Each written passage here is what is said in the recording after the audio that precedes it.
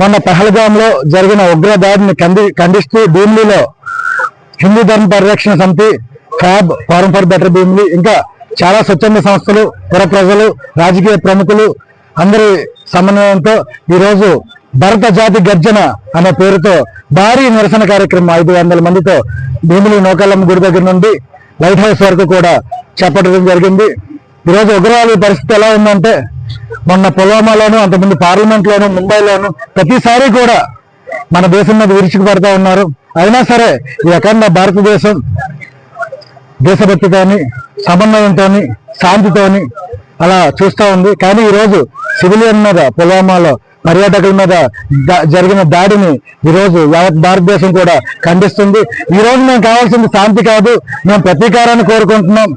కేంద్ర ప్రభుత్వం ఇదే అవకాశంగా చూసుకొని ఒక్క రాత్రి పాకిస్తాన్ ని ఈ దేశ పటంలో, ఈ ప్రపంచ పటంలోంచి తీసేయాలని ఈ రోజు యావత్ భారతదేశం కూడా కోరుకుంటుంది. ఈ ఉగ్రవాదుల్ని ఎవరినైతే పాకిస్తాన్ ఆశ్రయిస్తుందో అటువంటి పాకిస్తాన్ మీద కఠినమైన చర్య తీసుకోవాలి.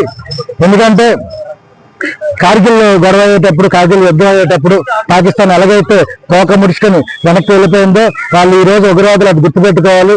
మోడీ గారి నాయకత్వంలో ఈ రోజు కానీ పాకిస్తాన్ ఈ ప్రపంచ పటంలోంచి కానీ తీసేస్తే నిజంగా యావత్ భారతదేశం కూడా హర్షిస్తుందని తెలియజేసుకుంటున్నాను.